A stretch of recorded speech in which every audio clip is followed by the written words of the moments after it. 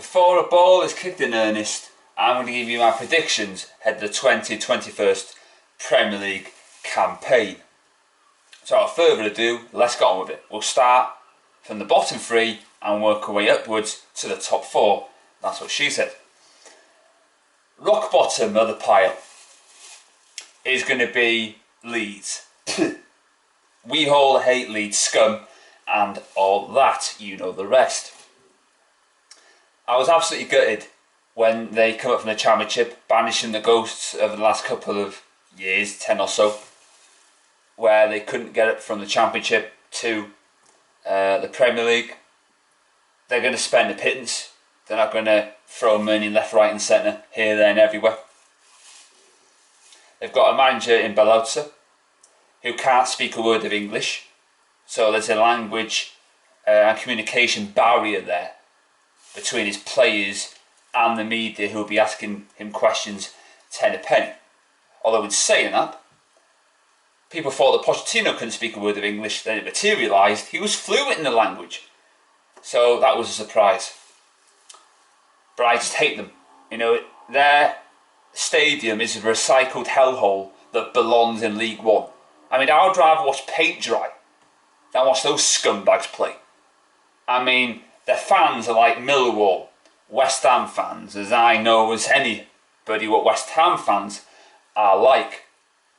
But then, unlike others, I don't play the victim. Anyway, back to it.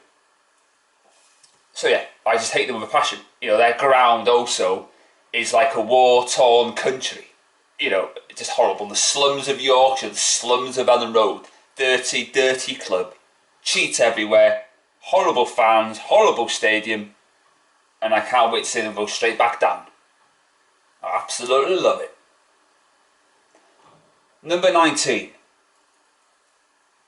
A team that I have no animosity for whatsoever. And that's going to be Fulham. Now last time Fulham were in the Premier League, they spent over 100 million. Which proves, everlastingly, that spending money doesn't equal success. It doesn't equal winning the league. It doesn't equal finishing fourth. It doesn't equal escaping the drop. Now, Scott Parker is a novice in terms of the managerial fitting. He took over as caretaker manager when their previous manager got the heave-ho. But his experience is very low. Very low. I liked it when Fulham got to the Europa League final when they beat Juventus, the old lady, by 4-1 at Craven Cottage. You know, and Roy Hodgson, by the way, did a good job there.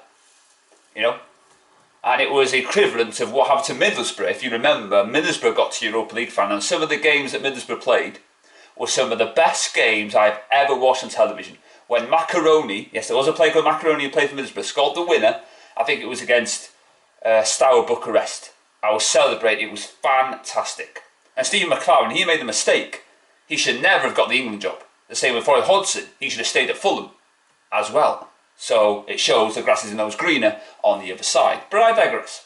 So Fulham, 19th position for you. 18th is going to be Sheffield United. Now, I said last season, before ball was kicked in earnest, that they're going to get relegated. I thought they were nailed on to finish rock bottom, but I'm sure Sheffield United fans wouldn't mind finishing 18th and above dirty, dirty Leeds. Now, they had more pros than cons last season. They didn't get European football, which would be a blessing in disguise for them. They have a small squad, so they wouldn't be able to compete on all those fronts. Chris Rowley did a splendid job. Nobody gave them a prayer to survive the drop. They gave us a run for our money, didn't they? At Bramall Lane in the 3-3 draw. And now I'm going to give you a nugget of information that I heard through the grapevine. And this is the God honest truth. Ole Gunnar Solskjaer come out after that game and he said, I could have taken the whole 11 players off for half time. That's how bad he found the first half. And I bet you didn't know that. Yeah, that's what happens when you keep your ear to the ground. So there is that. But yeah, Sheffield United, you know, Henderson's gone. They got Ramsdale in. Henderson saved them 10 points a season. But now he's gone, they're going to be penciled in for the drop, and I think many Sheffield United fans know that as well, if they're honest with themselves. Now on to the top 4. In 4th position, it's going to be us, i.e. Manchester United. Now, I said before ball was kicked in earnest that we weren't going to finish in the top 4. We finished in the top 4, unfortunately. Finished 3rd, didn't we? But I thought we finished 3rd by default. For me, it's a failure to finish 3rd with the amount of money that Ollie spent. The players like Pogba, Martial and Rashford he had at his disposal already, and Matic and De Gea, players of that ilk. So he had a good squad. He probably inherited a better squad than Mourinho did when Van Gaal bought all those stupid players. Fraud, Steiger, fraud. Remember the Schmidfield? Remember that was the top topic, and fanboys from top Reds going, oh, we've got Schmidfield and all that. What are the bollocks? But anyway, we know what they say and what they won't say, because of obviously they don't want to rock the boat with their favourites. And I can see Ollie getting sacked. So I think we'll go on a banner run under him, and then we'll go on a winning streak to get us hooker by crook into 4th place. So that's my prediction for us. So in number 3 position, it's going to be Spurs. Now, I said when they took him, that they're not going to win a single trophy. As Terry Christian once christened them, DNA, they got failure in their DNA. And it's true, they haven't won a trophy since the League Cup. And I think Jamie O'Hara was involved in that squad, whose only claim to fame is shagging, pardon my French, the media war that is Daniela, whatever her name is. I don't see Mourinho winning anything there. He's won more trophies than the Spurs squad put together. I mean, Harry Kane, for me, he's going to be like Matt Letizia. He's going to be one club man. He's never going to leave Spurs. He's their top goal scorer virtually every single year. He's not going to win a single trophy. He's a serial loser. He's like his manager before him. Always the bridesmaid, never the bride. And that's what Harry Kane is. But he's a goal scorer. They don't grow on trees. They're not 10 a penny, as you may think. But I see him getting goals, get top 4. They've got very good players. But I don't know why Joe Hart's gone there. I mean, he's got more medals and trophies than the whole Spurs squad put together as well. So him and Mourinho, are on the same wavelength in that regard.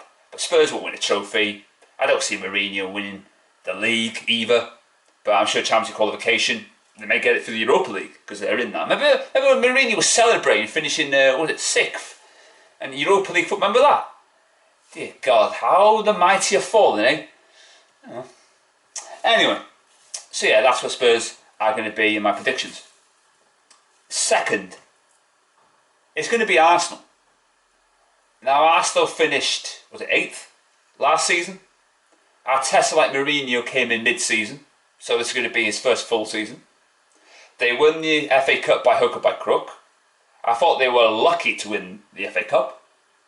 It's funny, isn't it, doing a Nigel Farage there, how Arsenal fans, particularly those from AFTV, were crucifying Arsene Wenger for winning all those FA Cups towards the end of his tenure. That was deemed not good enough for Arsenal fans. Yet Arteta wins the FA Cup and they're celebrating like they won the bloody World Cup. How embarrassing are Arsenal? I mean, come off it. You're going to get top 4, but in terms of winning the league, you're going to do nothing. I love it, absolutely love it when you have your annual collapse in February. Everybody points and laughs at you because you're banter FC, and all that. So I just don't see you doing much. But top 4, if you get to that, then that'll probably be a successful season for Arsenal. Now, top of the tree, top of the pile. I know it's not a one-hit wonder like Mr. Blobby. Chelsea, I bet you're surprised by that. The future looks bright under Frank Lampard. He is a novice, even though he has had Premier League experience. They got top 4 by hook or by crook. They had a transfer ban so they couldn't splash out any players. They now save money so that they can spend money. They've brought in Werner. They just recently brought in the Havertz from Leverkusen, and they brought Ziyech from one of the Dutch clubs. So this is a make or break season for Lampard. If he doesn't do well, i.e. win the league or win a trophy, then he's in big trouble. But I think he's a better manager than Ole, per se. And they've got great players, Chelsea. You know, I don't think people actually appreciate what he has done at Chelsea. He has made them into a strong, hard-working team, you know, and Giroud is a fantastic player, you know. So, yeah, Chelsea are going to be top of the tree. I think Lampard can do it. And the players he splashed out on, Chelsea fans, exciting times ahead for you lot, I suspect. So, to recap, my bottom three: Leeds, Fulham, Sheffield United. Top four: us, Spurs third, Arsenal second, and Chelsea top of the pile and the winners of the Premier League of 2021. So feel free to give me your predictions of what you think the positions will be. If it's in that order, or maybe it's a different kind of order and different teams penciled in for those positions. Thanks for watching, and I'll see you next time.